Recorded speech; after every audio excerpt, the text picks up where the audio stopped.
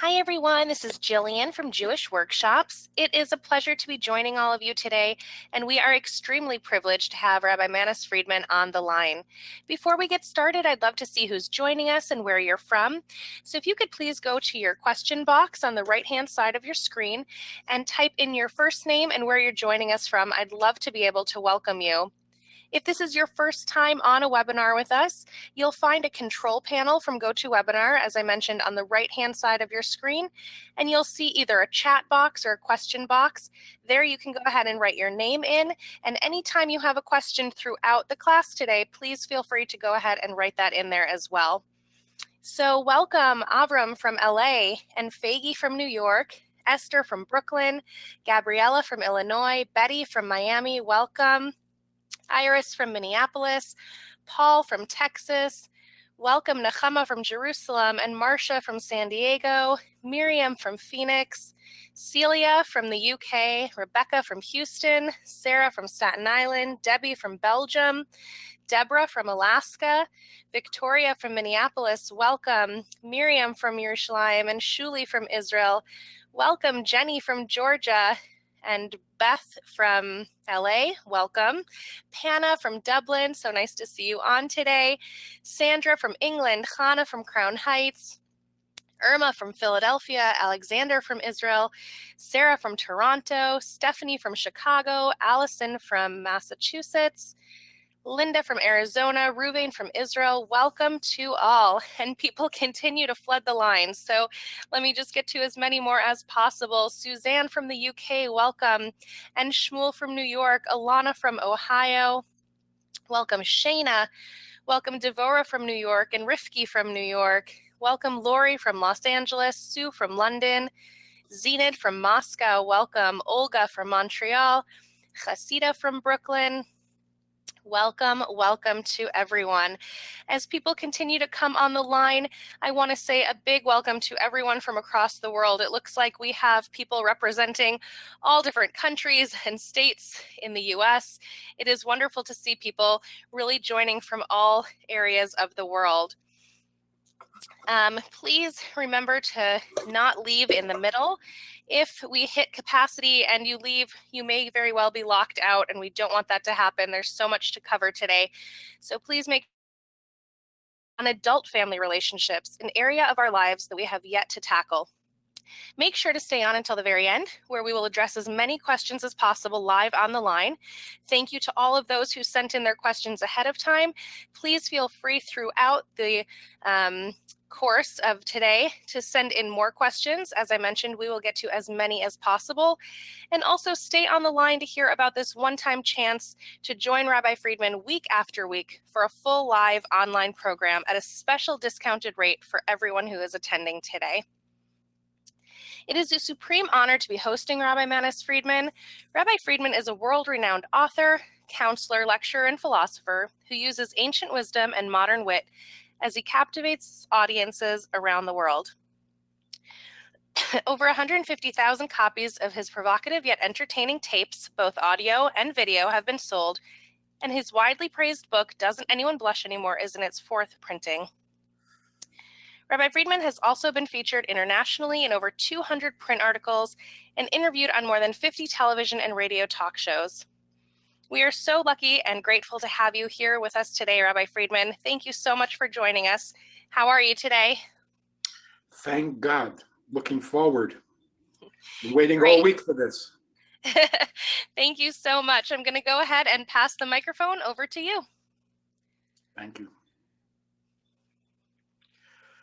Actually,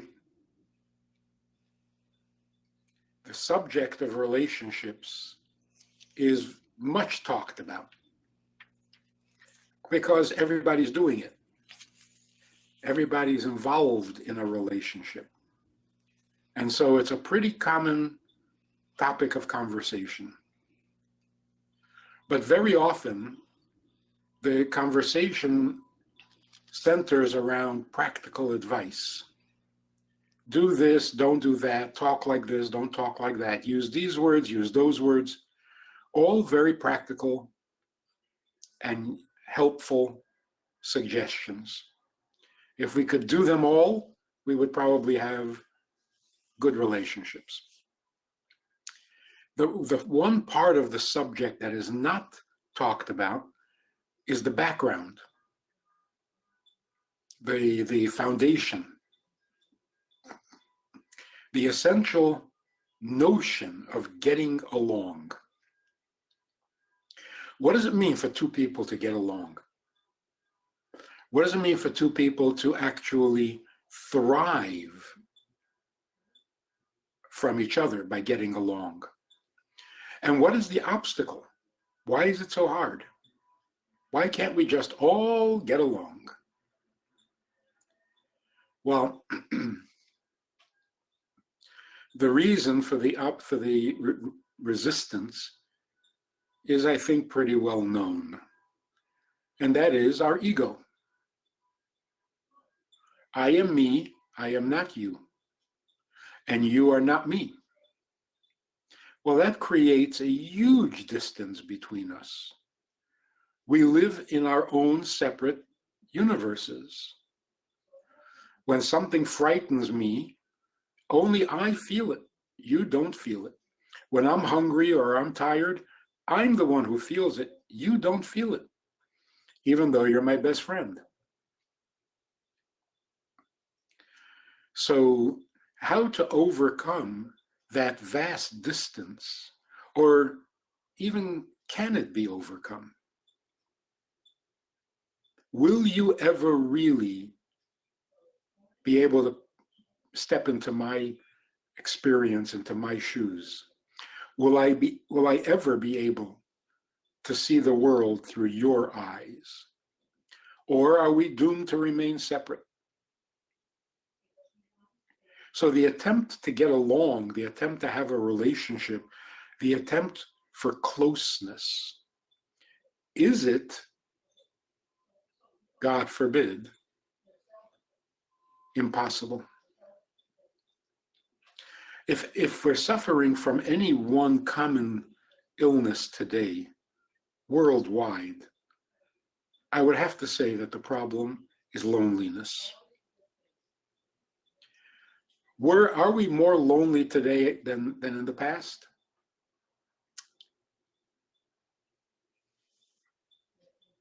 I think we're certainly more aware of our loneliness. Maybe in the past we were too busy to notice. It was survival. We were busy surviving. We had to do what we had to do because there was no choice. And that distracted us. Maybe the relationship, the ability to get along, wasn't that necessary. It was more necessary that I have what to eat, that I have some security, some protection from an evil government or from the mob. But certainly we are more aware today of our loneliness. And the truth is, loneliness is not the right word, because loneliness can be shared. A bunch of lonely people get together, they entertain each other for an evening, and for a while, they're not lonely. The problem is when they come home. When they come home from the party, it's not that they're lonely again, back to the loneliness. No. When they come home, they realize they're not lonely, they're alone. It's different. It's much worse. There's a famous song back in the 70s, I think it was.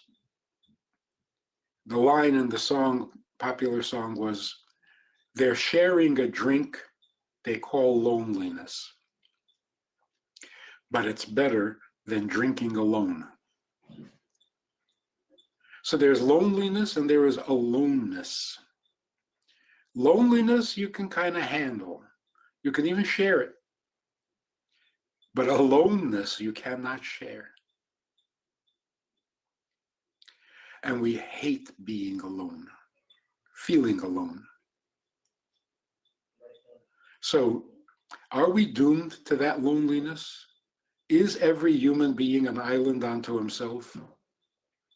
Bottom line, after we've shared the drink called loneliness, is there any place to go after that? This is a fundamental, basic, down to the nitty-gritty kind of stuff. And it's part of the question, part of the issue that we want to deal with in this program. Now, in addition to this natural, organic separation where I am not you and you are not me, there is also disagreement on top of that. Not only are we separate, but we clash, at least if we just minded our own business and lived in our own space, we would be alone, but we wouldn't be at war. So two people trying to get along are going to run into this second dimension of trouble. I have an opinion and you have an opinion, and they don't match. So what do? Which way do we go, your way or my way?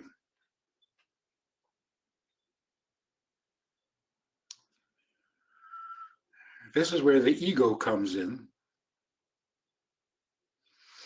and we find or feel a need to be right or to be in charge of this relationship, that it go my way, that you go my way, and then we can get along.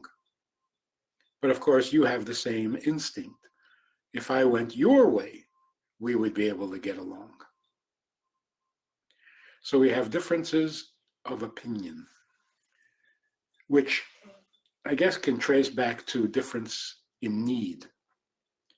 My need is not your need. And my opinion always serves my need. So, is there a togetherness, a oneness? Can we all find some common ground? And what people usually do is they suggest that the common ground that we have, the thing that we can share, are common needs. After all, we're all human. We all have the same needs. Shouldn't that bring us together? I can understand your hunger because I have my hunger. I can understand your need for security because I have a need for security. So can't we understand each other? Can't we empathize with each other over common needs? Now, that is true and correct up to a point. It is also true and correct that those common needs actually separate us. I'm hungry and you're hungry, we both need to eat, but there's only so much food. So who gets the food? So at some point, our common need makes us competitors. If we didn't have those common needs, we can live and let live. You do your thing, I'll do mine. You're not my enemy. But because we do have common needs, we both need space. Well, and whose space is this? You're in my space.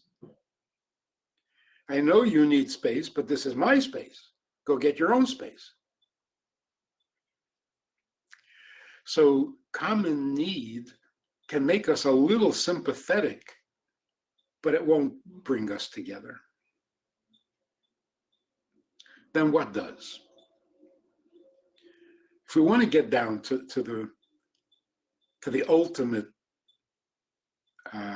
impasse, or what seems like an impasse, people are always saying, can't you just accept me for me? We need that desperately. We need people to accept us for who we are, for how we are, for what we are. We need that. We're always looking for it. We're always demanding it. The problem is, We don't even know what it means. What does it mean, accept me for who I am? I don't know who you are. You don't know who you are. You can give me details. I can see many details. I know what you like. I know what you look like. I know what you hate. I don't know who you are. So if you like what I dislike, what do you mean accept me for who I am? As far as I know, you are the person who likes chocolate when I like vanilla. So what is the you that I'm supposed to accept? Chocolate? Not going to work. Accept me for who I am. I like people who are blonde. You're not blonde. Yeah, so just accept me for who I am. What does that mean? Don't like blonde? Now, obviously, it means that my preference in ice cream and the color of my hair is not me. Accept me for who I am. Well, how am I supposed to know who you are? Beyond your taste in ice cream and the color of your hair. See, here's the problem. What tools do I have with which I can see you as you are? I have no such tools, it seems. I have feelings, and I want to feel for you. But my feelings dictate certain tastes. Those are my feelings. I don't like aggressive people. I don't like passive people. I don't like dry people. I don't like funny people. These are my needs. These are my feelings. So when I look at you, all I see is a reflection of my needs. So if I love you, then I will see none of your faults, which means I have no idea who you are, and I don't care because I like you. On the other hand, if I don't like you, I won't see all your virtues because I don't want to see them. My emotions don't let me see you because my emotions have an agenda. Kindness doesn't want to see faults in other people. Judgment doesn't want to see virtue in other people unless it's deserved. So my emotions have their own agenda. They can't see you objectively. It was Yelena because Yelena's moving out of her apartment. I see. Okay. Like when we're there? No, like sooner. Mm. Well, no. I think this is more than we need to know.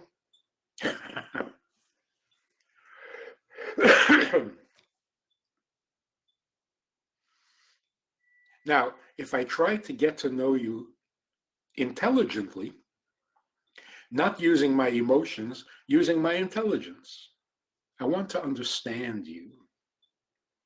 I'll never see you as you are, because what I want is for you to make sense. My mind needs things to make sense. It has an appetite, it has an agenda. It wants things to fit. It wants to see sequence, it wants to see connections, it wants to see rational, explainable phenomenon. So when a person says, you know, I figured you out, I think I know you now, because it all makes sense. You were abused as a child, and this is why you do X, Y, and Z. I don't care whether you were abused as a child or not. It's the only thing that makes sense to me. So that's how I'm going to see you. So here's the problem. The tools with which I get to understand and know you have their own agenda. It's like I'm putting on colored glasses trying to figure out what color you are. I'll never know because each of the glasses has its own color. So the question is, do I have a pair of glasses that are truly clear, no color? Well, that wouldn't be my intelligence and it wouldn't be my emotions. In some way, this is what we mean when we say belief. Belief in God? Belief in God means I don't want to distort who he is or what he is. I don't want him to match or to fit my emotional needs, and I don't want him to fit my logic. I believe in him, the way he is, whatever that is. He doesn't have to suit me. So emotions is a little too subjective. Intelligence is a little too restricted.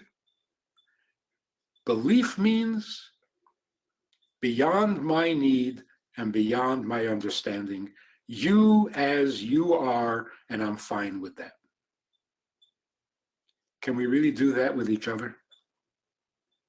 Can two people, members of the same family, actually get beyond the coloration, the slant, the spin that our very nature puts on the people we're living with?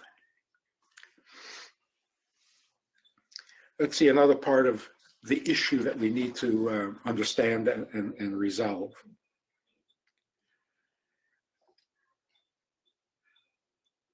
Preoccupation. Aside from the fact that I have needs, I have wants, I have appetites, I have opinions that may clash with yours. These needs that I have are a full-time job for me. I'm busy with them all the time because I am me all the time. And being conscious of me is a preoccupation. So even if I understood you, even if I felt for you, even if I accepted you as you are, I have no time for you. So if I could see you and I could know you,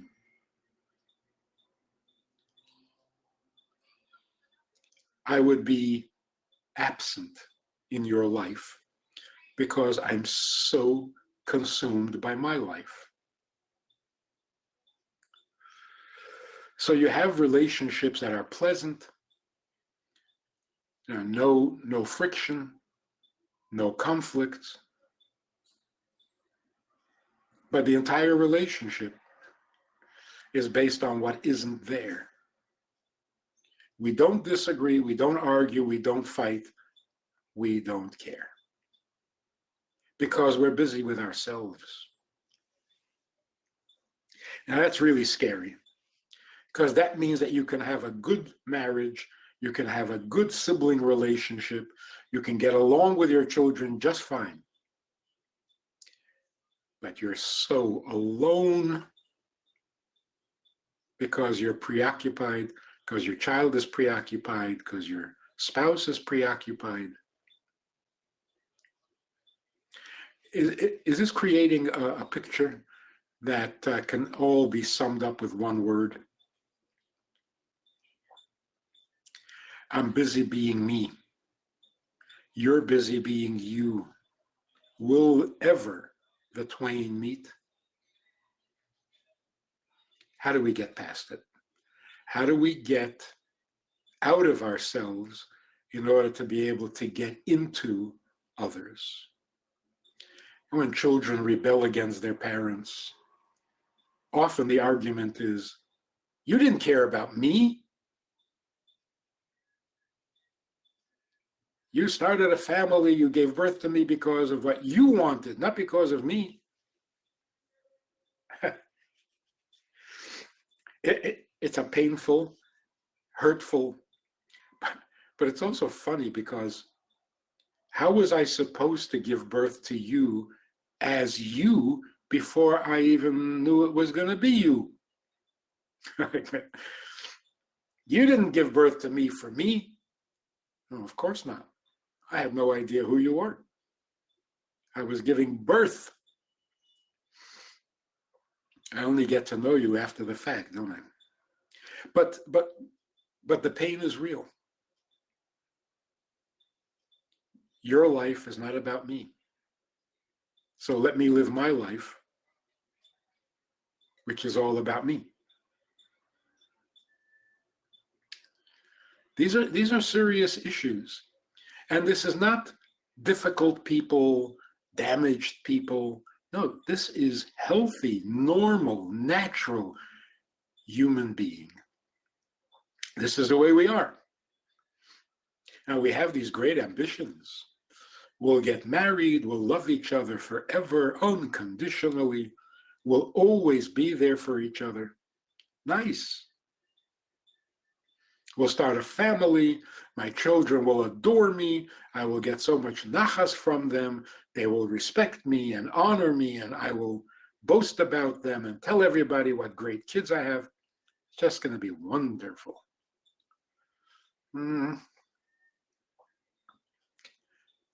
Is it real? And how do we do it? Now, if you're going to come along and say, the way to do it is have good communication, spend an hour every day, have a date time set aside in your marriage.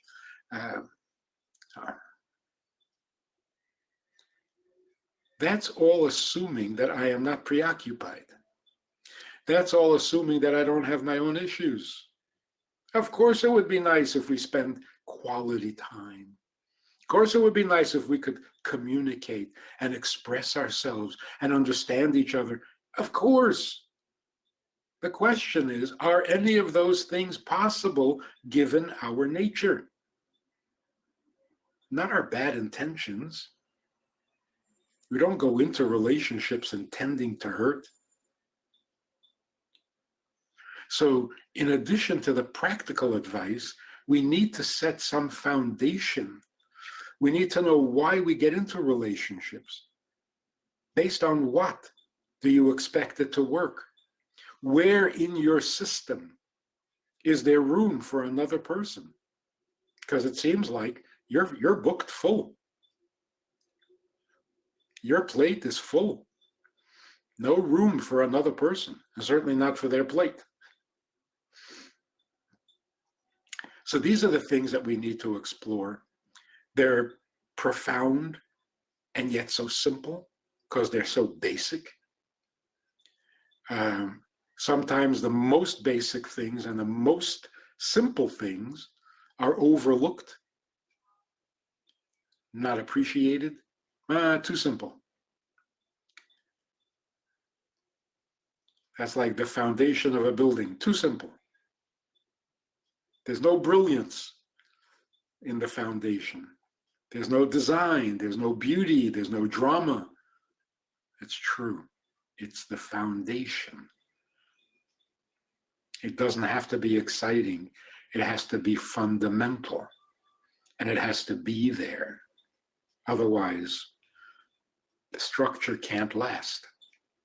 So what are the principles, the basis on which human relationships can exist and can be the ultimate blessing in our lives? It lies someplace in the biblical statement, God said it is not good for man to be alone. And taking it in the bigger picture, not man as male, but man as human.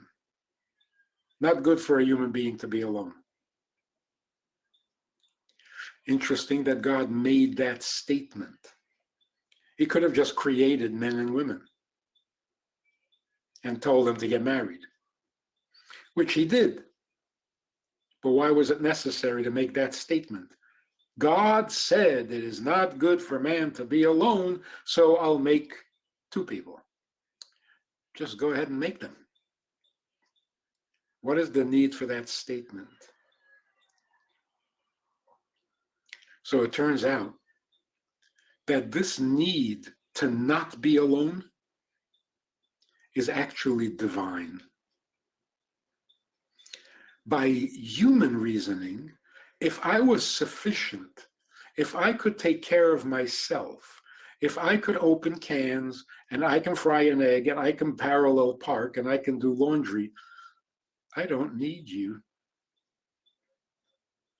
And if I could be by myself and not need you, that would be perfect. A totally self-sufficient, independent human being. What could be better? No complications, no arguments, no distractions, just me being me.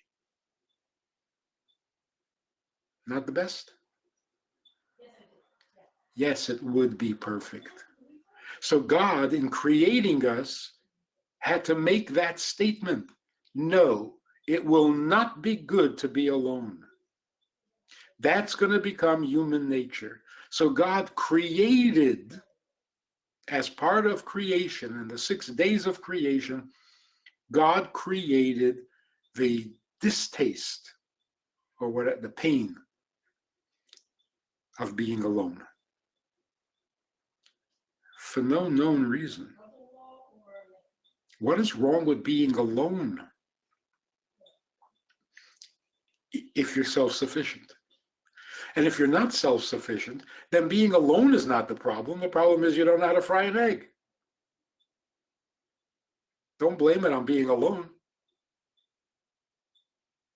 So God is saying it's not the eggs or the laundry or the companionship or someone to talk to. No, it's being alone is not good.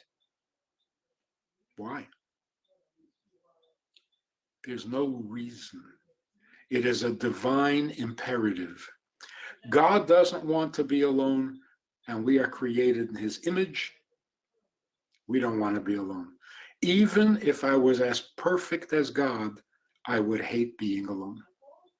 Why? Aloneness is ungodly. I don't know why.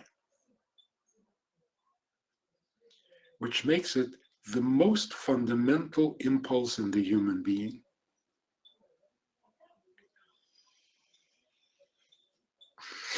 You know, we think always, what separates the human from the animal? And sometimes we say intelligence, abstract thinking. Sometimes we say altruism, selflessness. But really, what separates us from the animal?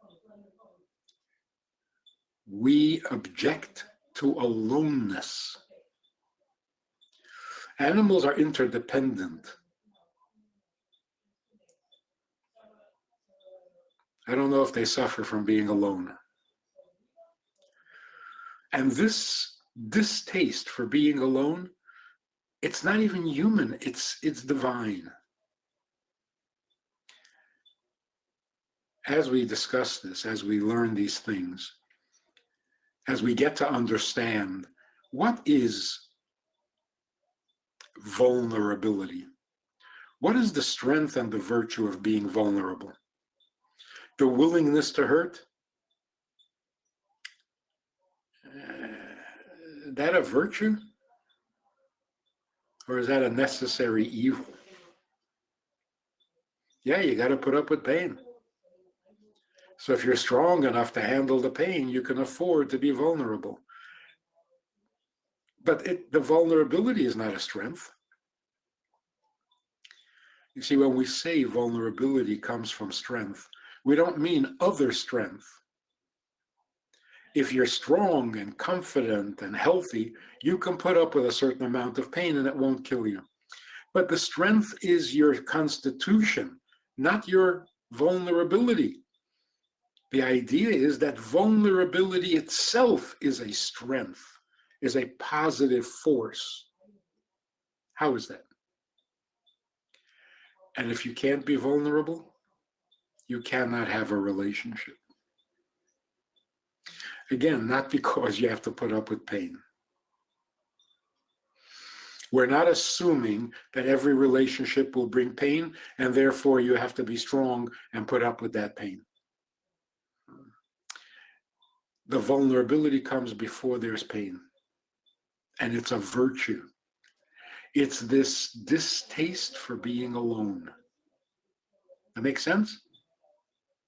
Vulnerable means I can't stand being me, just me. I want to be me with you, not me to the exclusion of you. Is that a weakness? Is that pain? No.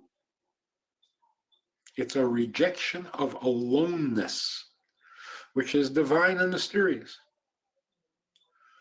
That's what really makes us different, even from the angel. The angel doesn't mind being alone, because the angel is not created in God's image, believe it or not. Only we are. At any rate, there's this fascinating subject that we need to explore. Where is your vulnerability? Where is this divine gift with which we are created? Where have we lost it? Where have we misplaced it? How do we get it back? How do we use it to enhance all relationships? This is where we need to go. This is where we need to understand. And when we do that, we may not need to be coached in how to talk and how to communicate and how to spend quality time together. It will happen by itself because the foundation is good. Foundation is healthy. It changes everything. So if you're ready to tackle this subject, if you're ready to rethink some basic fundamental realities, which we need to do from time to time, then join us for this program. It's not just life-changing, it's life-making, because it's the foundations for everything. So if you just need a little tweaking, if you just need a little adjustment in the relationship, talk nice, stop shouting, be considerate. You'll be okay. It's so much easier to say, huh? If you want to really get to the bottom of things, if you want to get to the core and to the heart and to the depth of what a human merging and oneness between people can be, we need to explore these things. And it's so fascinating. There's so much more to us than we appreciate. And it's good stuff. So rather than focus on our nasty habits and our narrow, petty mindedness, let's take a look at what we really are and what we are really capable of. You will be amazed. You will think of yourself very differently, and it will allow you to think of others differently. And then, we might even be able to get along. And wouldn't that be nice? So, what is it we need to know for the coming programs, and are there any announcements that need to be made? Yeah, absolutely. I definitely want to put that out there. If you are ready to continue learning with Rabbi Friedman, I mentioned that we are going to be offering a full course. So just come on back to your chat box right now and write the words, yes, I'm interested. If you'd like to continue on this journey, and I'm going to give you all of the details in just a minute. I also mentioned that we have a lot of questions that came in ahead of time, and we've got some questions that are coming in now. So please stick on and let me know if you have any additional questions. Come on back and put them in here. And I see these yeses pouring in right now. So let me tell you exactly what we're going to be doing over the next 6 weeks together alongside Rabbi Friedman. And then we will get to questions as well. So we're inviting you to join the full journey of the rules for real relationships. Session 1 is going to include what's love got to do with it, refreshing insights into what makes a happy, communicative, and mutually respectful relationship between husband and wife. Then we'll move on to sibling rivalry or sibling symbiosis. Learn how to tackle the challenges of adult sibling relationships when dealing with a difference in personalities, different religious levels, balancing familial responsibilities, and favoritism. After that, navigating the delicate relationship between adult children and parents. Part 1 will help us discover the ins and outs of balancing your parental support, advice, and expectations to your now adult child, and what is your responsibility as a grandparent. And then in session 4, we're going to be navigating the relationship, part 2, from a child's point of view. So find out how to set boundaries as an adult child with your parent, readjusting your expectations, and adopting the role of caretaker. Then comes the plague of loneliness. Why is it so bad to be alone? Get an in-depth look at how we cure this seemingly incurable and daunting state of a relationship. And finally, a full hour Q&A to gain solutions to your personal questions through a live Q&A and implementation session. So each of these ongoing live classes will be interactive, allowing you to get your biggest questions answered and stay completely anonymous if you choose. They will all take place on Thursdays at 2 p.m. Eastern, 9 p.m. Israel time, and our first class is starting next week, Thursday, November 21st. If you can't make it live, don't worry. There will always be a recording available to you in your very own personal membership area just 24 hours after the live class takes place, and you can listen to that and download it at your convenience. Once you've registered and you're part of the community, you'll have these classes for a lifetime. So you can not only listen to the recording right after it takes place, but you can listen to it again months later, weeks later, so that you have all that information at your fingertips. In addition to the live classes, you'll also get our best-selling courses from Rabbi Friedman for an all-encompassing journey. So we're including in this full package a couple's guide to lasting intimacy. When you have a healthy, intimate relationship with your spouse, everything outside of the bedroom gets much easier. In this 4-part series, Rabbi Friedman will give you the guidance to help you rediscover desire, pleasure, and passion by developing emotional, spiritual, and physical oneness with your spouse. You'll also get the full series of Hashem Needs You, a 30-day transformation system. You are not alone. Hashem needs you. In this 4-part series, you will discover your personal truths and begin using your own unique gifts to know and love Hashem so that even when the going gets tough and your relationship is tested, you will pass his tests and find your purpose in this world. And finally, a new path to self-esteem, personal power, and self-acceptance. An 8-part series to help you break through your fear and vulnerability and finally find an inner stability to help you through challenging and uncertain times. As you can see, Rabbi Friedman will be walking you through all aspects of marriage, parenting, and family relationships, along with getting to know yourself a lot better.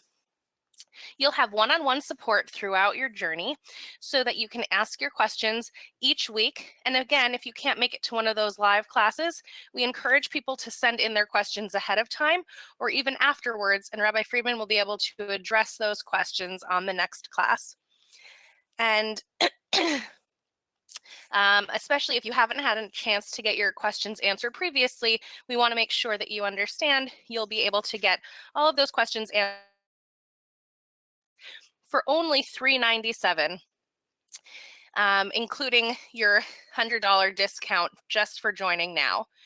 So let me share the link with you before I can see so many people are writing in, help me, I want to get in. How do I start? So I'm going to go ahead to your chat box right now. It is www.jewishworkshops.com/relationships.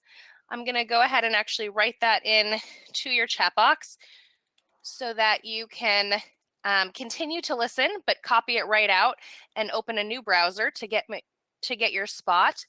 Again, it's www.jewishworkshops.com/relationships. And once you get there, you'll find a page with all of the information I've just told you, and make sure that you choose whichever package best suits your needs. So you can choose to become a basic member for just $297, or you can become a platinum member, which includes the full series plus the 3 bonus series just for $397. So it's an additional 3 series for only $100 more today. And we've also made it as easy as possible with payment plan options so that you don't have to pay everything up front. You can choose a payment plan option that best fits your needs as soon as you click on the Register Now button. When you do come back, when you do choose your package, please come on back to your chat box and just write your first name and the words "I'm in." I'd love to be able to welcome you as a new part of our community. We also have 100 spots available, so those spots are going to be taken up pretty quickly, but we want to keep our community as personalized as possible. So again, once you hit on Register Now and you've secured your spot, come on back and let me know so I can keep track of how many people are signed in already. I will put that on the screen as well. It's www.jewishworkshops.com/relationships. If you're having any trouble registering, or if you need some help, you have a question, please go ahead and put your name and your telephone number right into the chat box. Hannah's on the line with us. She'll be more than happy to give you a call. Adina will be on the line later. She'll give you a call as well. We've got people here to help you register and make sure that you get your spot. I don't want you to miss the opportunity. And as I mentioned, that extra discount is only available for the next 24 hours. So for your basic program, you'll get it for only $297, and for your platinum membership, you'll get it for only $397 within the next 24 hours. So as people continue to come on in here and start joining, I am going to get to the questions that we've had. If you have any questions, please feel free to put those in now, but I definitely like to get to some of the questions that came in ahead of time while we're here today. And welcome, Irma. That is so wonderful. Thanks for coming back and letting me know. We're happy to have you. Please come on back if you've registered as well so that I can welcome you too. Rabbi Friedman, we've had several questions come in, so I'd like to get to some of those now.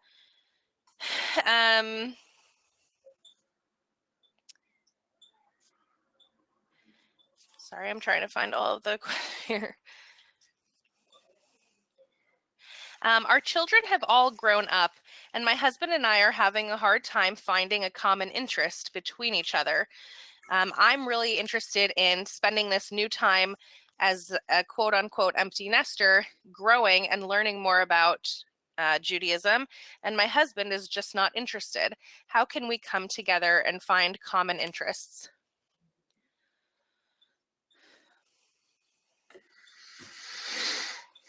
Empty nesters is, I think it's harder to adjust to an empty nest than to adjust to the beginnings of marriage and children and family and noise.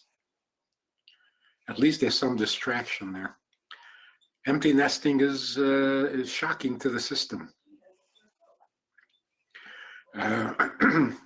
But getting along, working together, and merging your interests, those are the ingredients of a relationship. Having children, being busy with the children and so on, kind of takes the focus off of that. And you have a common interest and a common devotion and so on. Now that interest and that devotion has to be each other more than it was before. But it's the same tools, just refocused. Now, if you want to grow in, let's say, observance, and your husband doesn't, that is a perfect setup. That's a perfect context in which to grow. Because if what you're doing becomes appealing to your husband, you know you're doing it right. If your husband has objections, then maybe you're not doing it right. So your husband's response is very important to you. Because if by becoming more observant you become more distant, then something's wrong. It should be able to bring you together, closer, not further. So don't think of it as competition or resistance or rejection.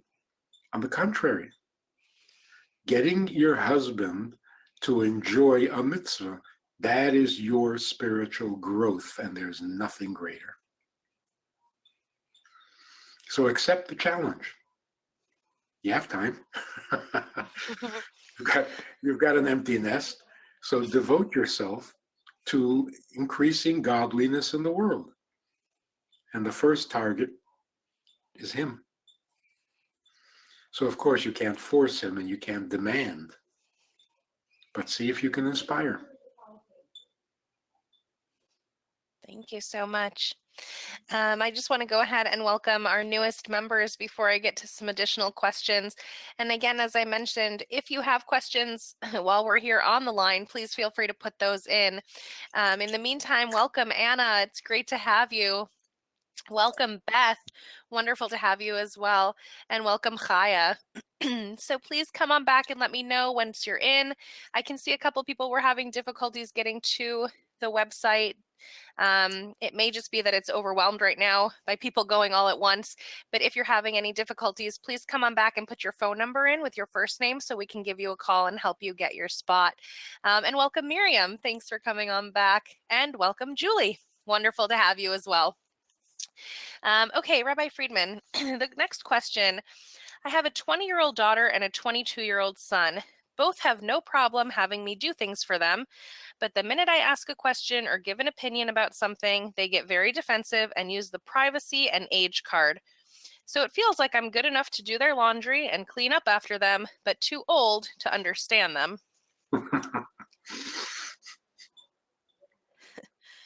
Too wise to be foolish. That's the problem. Actually, the best thing to do is to say whatever you want to say, and then just say, that's just my opinion. Take it or leave it. That's disarming. There's no pushback because you're not giving you're not giving them anything to push back against. But they've heard you. It's there. They're going to think about it. That's your contribution. Just say, that's my opinion. Not my command, not my dictates. That's just my opinion. And if you want to know your mother's opinion, this is my opinion. And then let it go. You've accomplished what you wanted. You've planted the seed. Let it grow. Let it go, let it grow. Excellent. Thank you. We had another question come in. My daughter, who has 3 children, is going through a divorce right now. And I have 2 other children who have gone off the derech. My husband feels like these are both or all problems from us, that we did something wrong. And he has a very guilty feeling about how we spent our parenting years. What can I do to help him realize that these are all different and separate incidences, and each person will still choose their own path? I think the best argument is, yes, you did everything wrong. No question. Everything you did was wrong. It was all wrong. But you know, there are people who did things wrong even worse than you, and their children didn't turn out this way. So what's going on? Is there a direct cause and effect? Because you did this, that's why your children are this way? Not really. Not really. Every child has his own free will, which we want. It's the way it should be. And no matter what you say, no matter what you do, You cannot take away their freedom of choice. And if they choose to rebel, they will, they can. And it's not a direct reflection of how you raise them. It's not. Some children in the best families can't get their act together. And some children in the worst parenting experience get their act together. So you can and should regret some of the things you did because they were wrong. They were wrong for you to do them. They did not cause your children to be what they are. I think the most beautiful way to put it is every child of yours is also God's child, not grandchild. There's a great significance there. Your child's connection to God does not come through you. If it came through you, then your child would be God's grandchild. In fact, you would be God's grandchild because your parents are his children. So you must be his grandchild.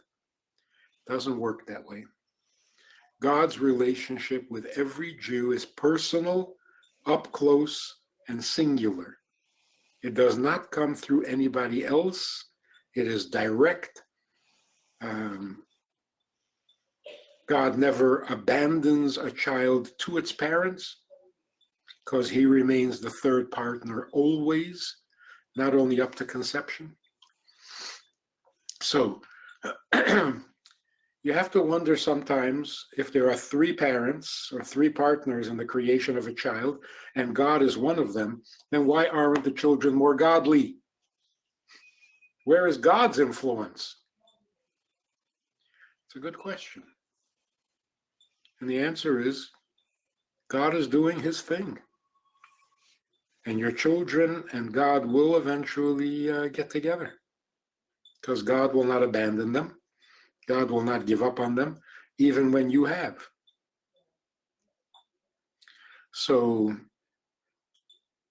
we're responsible and we should feel guilty concerning our choices. Shouldn't have done that, shouldn't have said that, shouldn't have been too much on this side, too much on that side. Correct. But that's all you. You have gotten wiser. You have become better. What happens to the children? You're just 10% of the influence. So give yourself a break. Also, and this we're going to talk about a lot in the program, if you've planted the right seeds, why are you despairing? Because it hasn't yet yielded the crop? Maybe it's not the season yet. You can't put seeds in the ground and then come back the next day and say, I failed. Nothing's growing. Weeds are growing. You know if you put the seeds in the ground, it will blossom. Not right away. Not this season.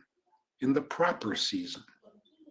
So have a little confidence, not in yourself, but in your message. You taught your children goodness. You taught them truth. You taught them the right things. They will blossom. They will not get lost. They will show up. And then you'll be able to take a little credit, 10%. But in the meantime, enjoy your children, watch their processes as they grow or grown, understand, empathize, but be confident. They're going to turn out fine.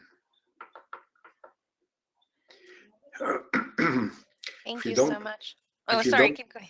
Yeah, if you don't believe in the message and you don't think it's going to work, then you don't really believe that you were right to begin with. That can't be. You taught them right, you taught them good. It will not be lost.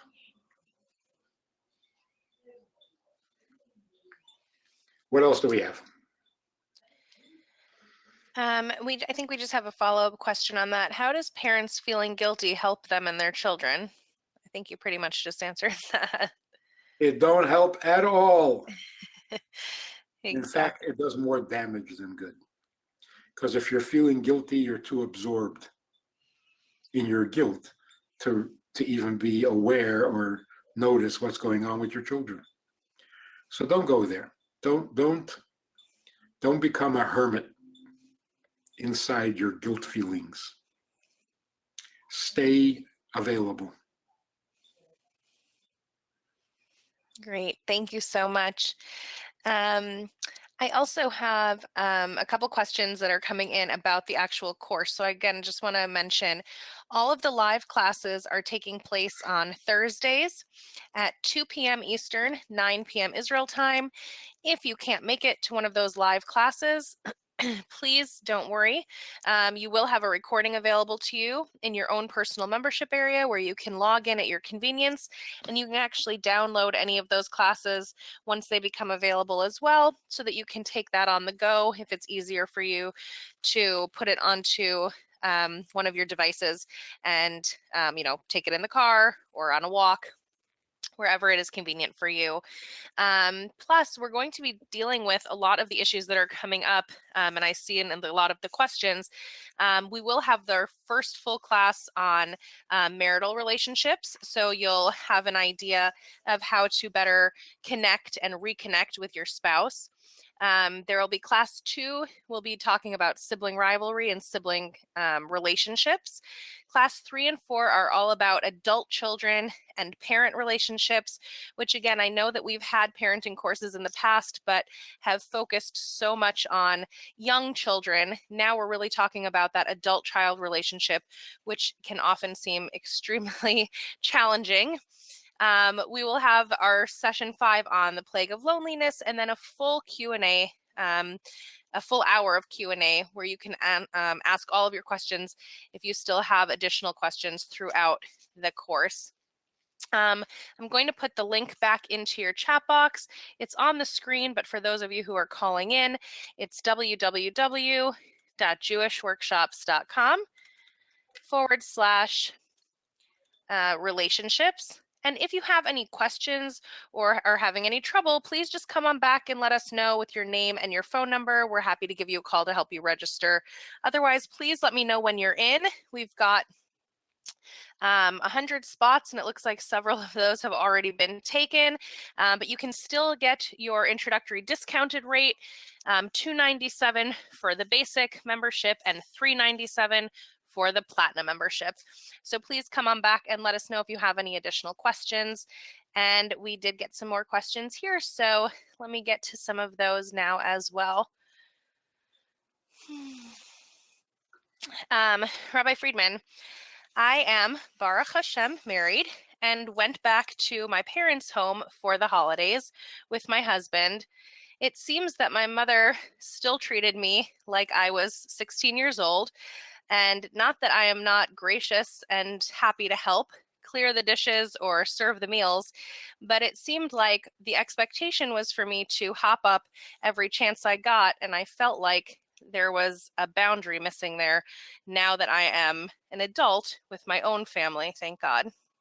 How can I rectify the situation? No need. It's perfect. When you go home, your mother treats you like her child. Enjoy it. Don't take it as an insult. It's not a put down. It's not like now that you're married, your mother should look up to you. She's still your mother, and you can still be her daughter. Just don't get so consumed by being the daughter that you forget that you have a husband. So your mother is not the problem here. It's fine. You can honor her, you can serve her, you can be her little girl. Just don't forget that you have a husband, and don't make him feel like the outsider when you're at your mother's house. And I think it could be fun. And if you have grown children or teenage children, they'll benefit from seeing that. You're never too old to serve your mother. It's fine. I'm not saying your mother should do that. That's a different story. When I talk to your mother, I have some other things to say. But for you, if that's what your mother enjoys, if that's what you can do for your mother, do it. Do it. No harm.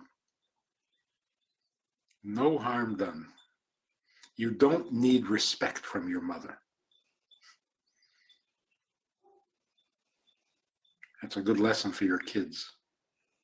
Mm-hmm. Thank you. I want to go ahead and just introduce our brand new members. So welcome, Rachel, and welcome, Debbie. Wonderful to have you. I can see Mark is just joined. Welcome to you as well. And Nancy, wonderful to have you too. As we continue to go through the questions, I would just want to make sure that you're coming back and letting me know once you've registered. And if you have any questions, now's the time. We'll be open for about another 20 minutes here. So again, trying to get to as many questions as possible. So if you're here on the line with us and you have a question, please come on back and let us know so that we can address anything that you're still wondering or hasn't been answered yet. So we did have a couple questions, actually one from a husband and one from a wife. So it looks like it's a problem, I guess, or an issue with both sides, feeling like the other isn't prioritizing the family. So how do I get my husband, and in a different situation, it was a wife, to make the family and myself, the wife or husband, the priority over business and other things that are going on in their lives? As with every issue, the timing is crucial and the setting is crucial. You already know that what you're saying is correct. You don't have to wonder about that. You want your husband to be more focused on the family? Obviously, that's a good idea. Obviously, he's going to agree. Won't he? How could he disagree? The problem is, if you present this wonderful, perfectly legitimate suggestion at the wrong time, you'll get pushback. In the wrong setting, you'll get resentment. Because in addition to an idea being a good one, it has to have the right setting. Like a diamond, it needs to have a setting. You want to suggest something your husband should change only when he's in a good mood. Only when he is available, when he's listening, when he's relaxed, when he's there for you to talk to. Never say it when he's in a bad mood, as if it's an accusation and a criticism. That's not going to work. You know that's not going to work. It won't work for you, it won't work for him. So when you're frustrated that he is too busy with his business and he's not paying enough attention to the family, and you let your feelings be known, you're not helping. All good suggestions deserve a beautiful setting. So be patient, choose the right moment, choose the right place. And the main thing is when he's open to suggestion, not when he isn't. You can't force a suggestion, no matter how brilliant and correct it is.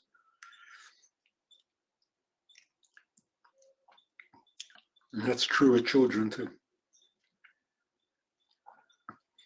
You're right, but even that has to be at the right time and the right place. Excellent. Thank you so much. The next question just came in. You said you plant the seed and it will grow. So my son grew into a caring human being, learned and balmidos. After marriage, his wife constantly compared him to her father. Her needs came first, and he tried always to please her to see her happy. Now with children, there is one child who is volatile, and my son is drained, and his wife is still complaining. I know it's their journey, but my relationship is being tested by watching this all.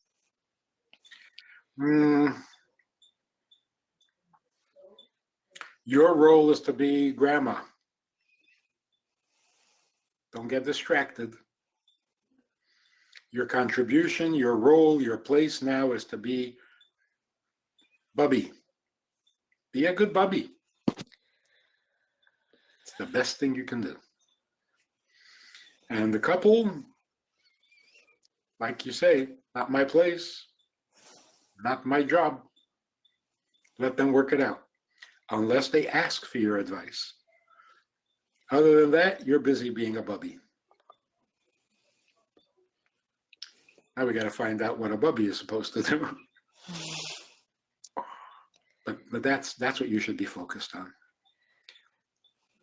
Your grandchild should grow up thrilled to have a bubby.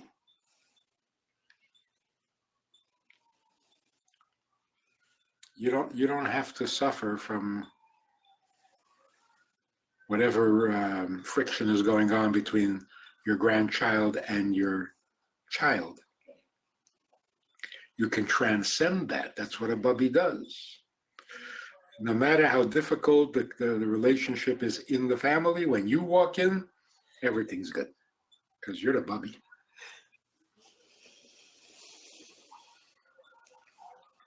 That's what bubbies were made for. Great. And she just responded, I love being a bubby. So that's wonderful. Thank you. So your grandchild should love having you as a bubby. Oh, that's sweet. Amen. Okay, got the next question here. How can you stay relevant or be relevant to your teen? I know it's a time when they need to spread their wings, but what is the best way to guide them during this developmental stage? I think often, I'm not sure what the case is for the questioner, but very often, the problem with the relationship with teenagers is that you're really not interested. What teenagers do, what they talk about, what they think about, that's really not interesting. To the parent, to the adult, it's like, I don't care. Just behave yourself, right? The trick is to take an interest. Whatever your child is doing, are you interested or are you just critical? Do you want to hear about it or do you always want to change the subject? What your teenager needs from you is interest. I don't mean dress the way your teenager dresses or talk the way, but take an interest. Ask, what's going on? What's happening? What's good about it? What's bad about it? How is it working? Get in there. Then maybe you're entitled to an opinion on the subject. But if you're standing outside, unwilling to participate, unwilling to even be interested, but you have an opinion, it's not going to work.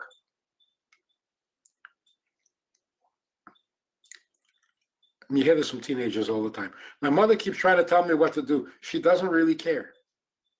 Well, if she's telling you what to do, she does care. Yeah. What they mean is, you don't care enough to find out what I'm doing, but you're telling me how to do it.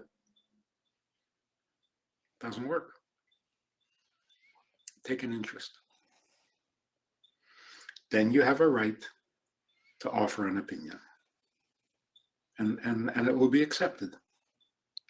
Maybe not obeyed, but at least accepted.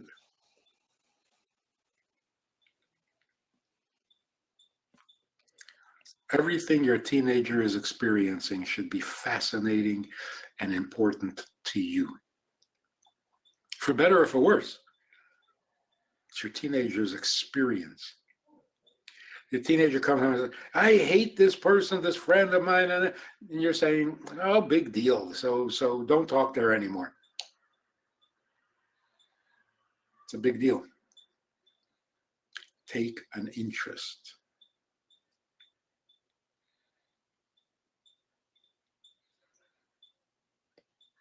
Great. Thank you. I want to go ahead and welcome Linda and welcome Hannah. It's wonderful to have both of you as well. Oh, and welcome Jeremy. Good to see you here too. Please come on back as we're getting ready to close up. I will take these next few questions, but come on back and let me know if you're in. I definitely want to be able to welcome you and make sure that we still have some spots available. As I mentioned, we have 24 hours for our introductory rate. So please don't miss out on that opportunity. And these 100 spots are filling up fast. So come on back and let us know when you're in. And if you're having any difficulties, just come on back with your phone number so that we can give you a call and help you register. Rabbi Friedman, the next question was, how can I deal with a spouse who shares a lot of personal details about our marriage with her parents? It's very uncomfortable. What have you got to hide? Be proud. Tell everything. I'm not sure exactly what the objection is, because it can be many different things. The big picture, your spouse is more open with her parents than she is with you, and that you're a little jealous. Why does she have to tell them everything? She doesn't tell you everything.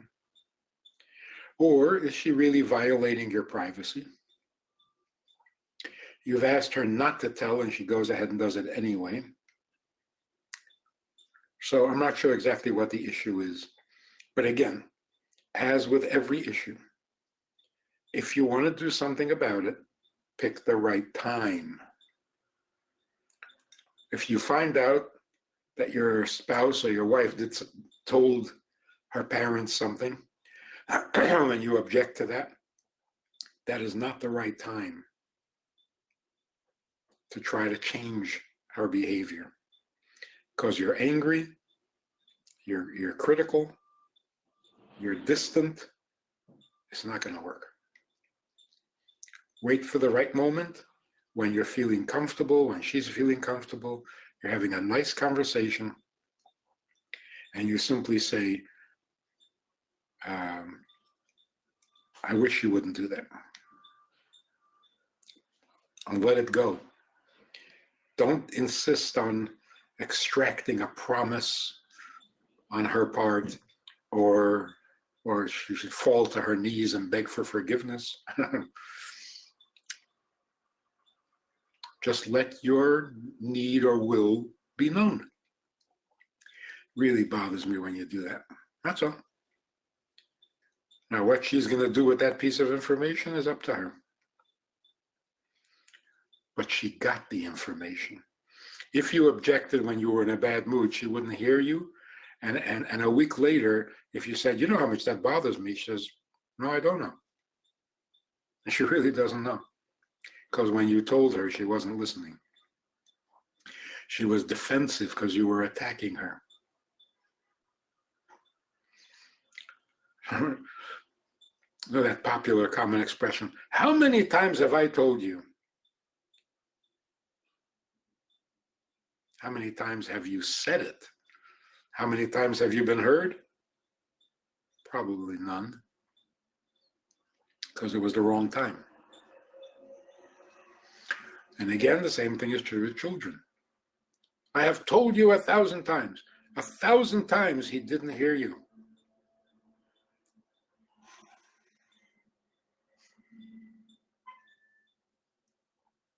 So that is the only necessary rule of communication. Speak only to those who are listening.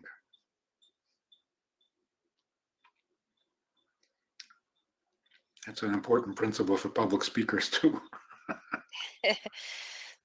Thank you. All right, we've got a couple more questions here before we close up for the day. My married sisters have a certain very close relationship with my parents that has now become expected of me now that I got married. But myself, my husband are not comfortable with having that close of a relationship with my parents. However, it's caused a lot of friction between me, my sisters, and my parents. How can I approach this situation? Is there a way to strike a healthy balance? I have no idea what the question means. What kind of closeness? Who's complaining about what? You don't come visit often enough. You don't come to family events. I need more information. The question is a little too vague. Okay, we can give her a few minutes and see if there's a chance that she'll be able to give us some more information. In the meantime, let's see. My young adult child, who is 26, is off the derech and living at home. How am I supposed to take an interest when what she's doing is so painful? Any suggestions for how I can engage in this relationship? That is the ultimate challenge of any relationship. When I disagree with you, what is my response? Withdraw? Condemn? Hate? That's where a relationship becomes meaningful. How do you handle this disagreement or disapproval? You can actually say, and I think this might work, you can actually say, I would never do that. I wouldn't go there. But what is it like? What's it doing for you? Take an interest, not approve. You're not approving. And you let them know you're not approving. That doesn't mean you're not interested. That's a powerful combination. Often we don't want to show interest because it feels like we're approving. You can make it very clear that you don't approve, but you're interested. So I wouldn't do that. I don't know why you go there. I don't know why you do that, but what is it like? Tell me more about it. What do you like about it? What is it? Take an interest. And you're not giving in. You're not selling out. You're interested because it's your child and this is her life. For better or for worse, this is her life. So she needs to hear your disapproval, but she also needs to know that you're interested. Like, for example, your child has a friend you don't approve of. What do? Constantly say, I don't like that friend. Don't be friends. You can say, that's not my choice of a friend, but what do you like about her? What's her best feature? What do you respect in her? Are you helping her? Is she helping you? Take an interest. This is a chunk of her life right now. How can you not be interested? So take an interest and don't feel bad about it. You're not approving. You're simply trying to understand. And once you've told your child that you don't approve, you don't have to remind her every conversation. She got it. She knows you don't approve. It's registered. You make it worse if you keep repeating it. I guess to sum up all the questions, it comes down to don't be afraid. Don't be afraid. You can step into your child's life no matter how much you object to it. Step in there. What are you afraid of? And yes, maintain your own opinion, of course. But you're afraid to go where angels fear to tread? Don't be afraid. Don't be afraid to mother. Don't be afraid to be a father. Take the risk. Live on the edge. You can't go wrong by taking interest in your child's life. You can't go wrong.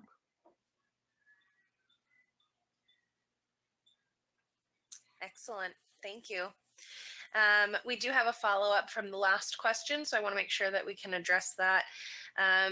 She explained that her sisters spend every single day with her parents. They're either at her parents' house or on the phone with her parents, to the point where I feel if I had such a relationship, then there wouldn't be room for me to have a relationship with my husband. Okay, so there are two ways to approach this. Either to say, why is one precluding the other? The other is to say, if you want to dissolve the tension, you can say to your sisters or your siblings, I can't compete with the closeness you have with mom or dad. Tell them they're right. They have a very good relationship, and you can't compete with that. You're not trying to tell them that it's better not to have a relationship, better not to be there all the time. You're not saying that. You're saying it's great. I can't compete with that.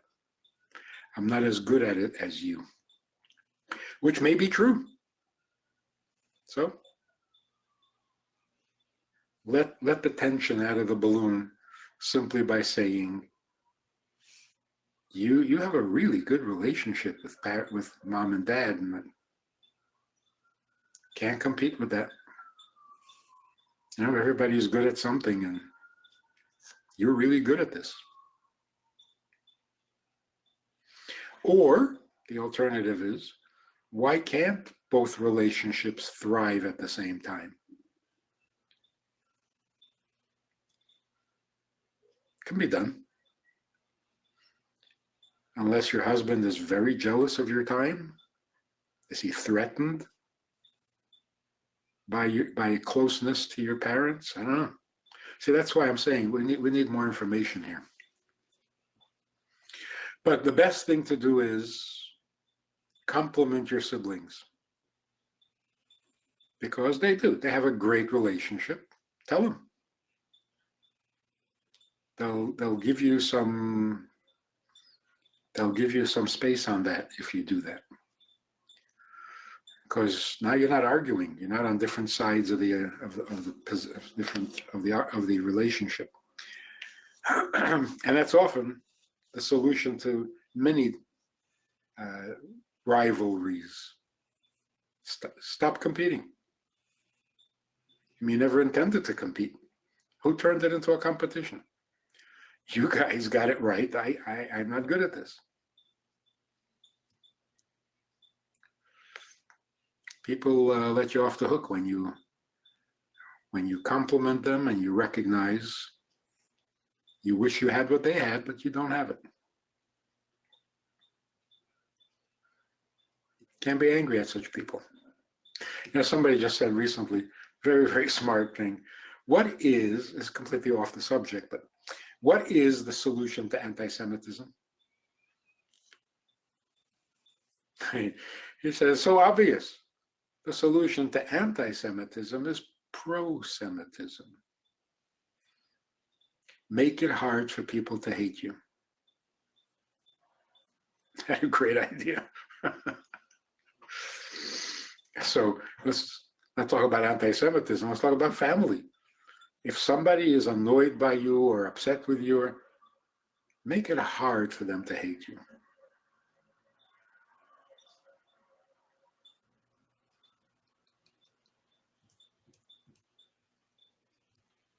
Great. Thank you so much.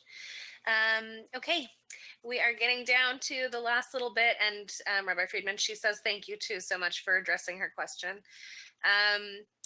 Let's get to just a couple more questions here, and then we are going to be closing up. All right, I am not married and not in a relationship. I am what people would say is a loner. I'm always alone. People tire me, and I can only be around them for short periods. What can I do to change this, and do I have to? Marry a guy who has the same temperament. You can talk to each other once a month, and it'll be great. I'm only half joking. Find somebody who doesn't need constant maintenance. You can have a very nice marriage, you have a very strong, healthy relationship, and you don't have to be uncomfortable. So just don't marry somebody who's high maintenance, because you're not. But in the meantime, enjoy it. Stop agonizing. You like it, it's comfortable, enjoy it. Could you get married as well? Yeah, you could. Find that kind of guy who will be very happy to be left alone as long as he pays his bills and is loyal and is helpful and is respectful. Why not have all those good things in a comfortable form? Should have good news. Amen. Okay, great. Thank you so much. All right, as we're wrapping up here, I just want to go ahead and make sure if there are any last questions about the course itself or anyone needs help registering, please come to the chat box and put your name and your telephone number in so that we can make sure we get you help registering.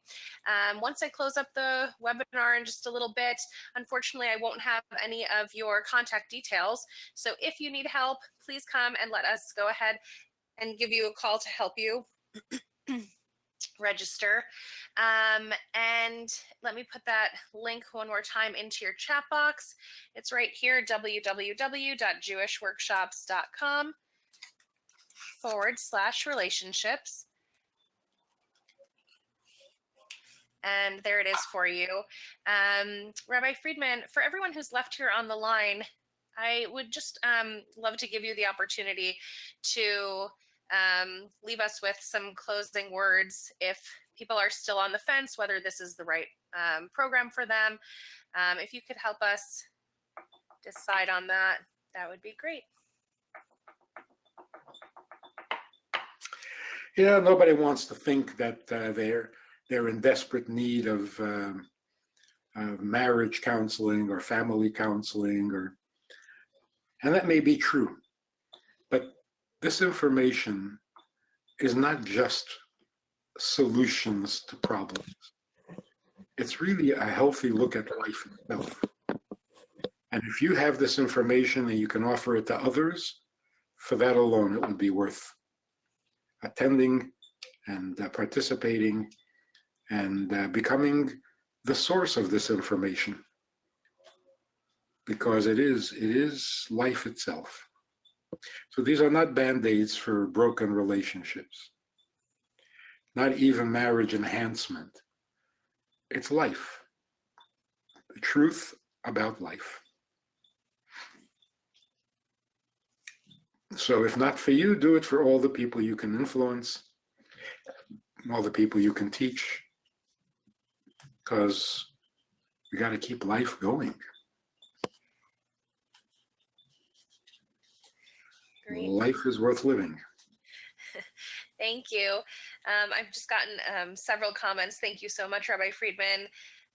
Thank you. I really enjoyed this question and answer time a lot. Thank you so much, Rabbi Friedman. Wonderful ideas. You've helped me in such a rational way.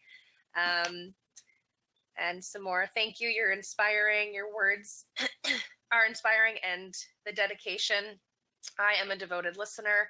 So thank you so much, Rabbi Friedman, and thank you to everyone who was here today. If we didn't get a chance to get to your question today, I really urge you to come and sign up for your full course. You will have plenty more time to get your questions answered. And especially if you enjoyed the question and answer time, that will be available during each of the 6 classes, plus that 6th class is a full hour Q&A. So you'll certainly have additional time to ask questions and here's the answers in real time from Rabbi Friedman. So I'm going to go ahead. I'll leave the webinar open for just a couple minutes. You won't hear anything, but you'll be able to get your name and phone number into the chat box if you still have questions or need help registering. Of course, If you are joining or have joined in the last little bit and I missed you, please come on back and just write the words "I'm in." I'd love to still have a chance to welcome you. And in the meantime, thank you for joining us from everyone all around the world. It was such a pleasure to be here today with you and to see people from all different walks of life, from all different countries. Just wonderful to see so many people joining us. Thank you, Rabbi Friedman, for spending your time with us. And I look forward to seeing you on Thursday, the 21st, and to seeing all of our brand new members in just another week. As you are registering, please keep an eye out on your email. You'll be getting a lot of information from us, including the schedule, the upcoming schedule, so you didn't have to memorize it as soon as you signed up. You'll get emails each week letting you know when the classes are beginning. And then, of course, you'll get recordings of all of those classes if you can't make it live, or even if you do, you'll definitely get those as well. So welcome, Sarah. Thanks so much for coming back. I'm glad that you made it. And Rabbi Friedman, again, we're getting so many thanks. Thank you for your profound words. Thank you, Rabbi Friedman. I really enjoy your talks. So thank you to everyone. Wonderful to see you. And I hope you have an amazing rest of your day. Thank you. Thank you for the opportunity. Absolutely. Be well. You too. Thanks.